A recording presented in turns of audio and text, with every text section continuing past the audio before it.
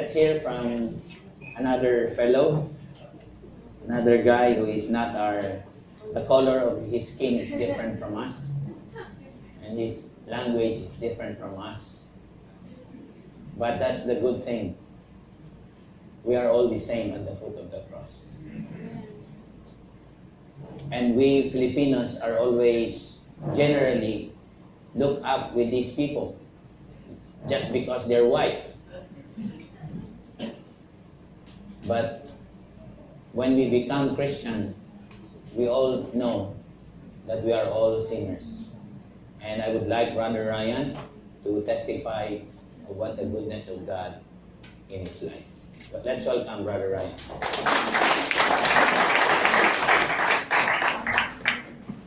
Good morning, church. I was asked to share my brief testimony this morning, so we'll see if I can keep it less than 5 minutes. You got my dessert. All right. I already have my lunch. So I was blessed to be raised in a Christian family when I was young, so I knew the Lord at a very young age.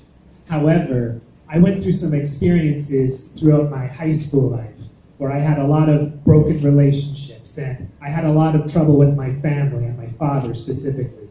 So after high school, I felt a lot of pain, and I decided to blame all of that pain on the people around me and the relationships that they had. So after that, I essentially fell away from the Lord for a time. I became very angry and very isolated. I decided to have no friends, no spiritual brothers, no nothing. I just went my own way. And for more than 3 years, all that I had was my pride to keep me alive. And I actually held on to that pride and was proud of it. And all it did, though, was hurt me, and it was killing me slowly. And throughout those 3 years, I suffered greatly. Occasionally, I would say a prayer to the Lord to deliver me or to bring me into some kind of salvation, but they were always half-hearted prayers. I would ask that God would just basically arrive on my front doorstep and just wait for it. But that is not the kind of prayer that the Lord honors. So eventually, I ended up getting involved in some very bad relationships that left me extremely brokenhearted. And I finally came to a place to where my strength was not enough. I could not pull myself out of it. I could not decide to just be strong. I finally reached the end of my limit. And I gave the most sincere and heartfelt prayer to God to give me some kind of answer, that I could find Him, that I could find a people, that I could find a church. And the answer that the Lord gave to me was to go back to college, and I will find Him there. So in a step of faith, I decided to go back to school with the number one priority, to find God again. Now, I was there on that very first day. I had to walk around the campus, and I decided today is the day. I need to find God now, because I am desperate. And if God's ever going to meet me, today is the day. So I went around, and I was hoping maybe I could find a small sticky note or something on a bulletin board that would say, Bible study, come and visit us. That was my expectation. But as I walked around on the campus, I saw this huge sign on the main building that said, Christian Week, come celebrate with us.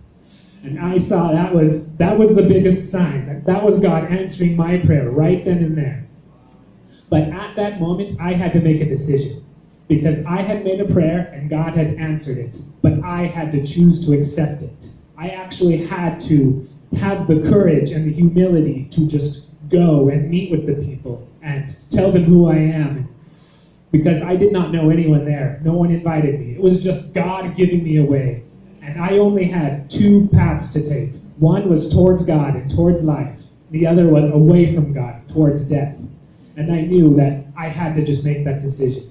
So glory to God. He gave me the courage to seek Him, to just humble myself, and to just give my life to Him once again. And I was able to, over the process of many years, God shed the pride away from me. He broke me apart piece by piece to where I could serve Him joyfully, and that I could establish fellowship with new brothers and sisters. And in Jeremiah 29:13, this verse speaks to me greatly, that God says that you will seek me and you will find me when you search for me with all your heart. And it's just a great testimony. You can never find God if you are half-hearted. You have to give Him 100%. And that is when He will joyfully meet you. And He will welcome you as the Father did the prodigal son, with joy. He is expecting it. And I am just so thankful that even though I was stubborn for so many years, God never gave up on me. That He was always there waiting for me to come back with just a hand reaching out to grab me, to welcome me, and to just bring me into His house. And now, even in a foreign country, God has blessed me with fellowship, with people to encourage me, and for me to encourage them. And I've learned so much about just the joy in having spiritual, godly relationships, and just how much strength that can give. And so I am so thankful to God for that. Amen. Thank you, Brother Ryan.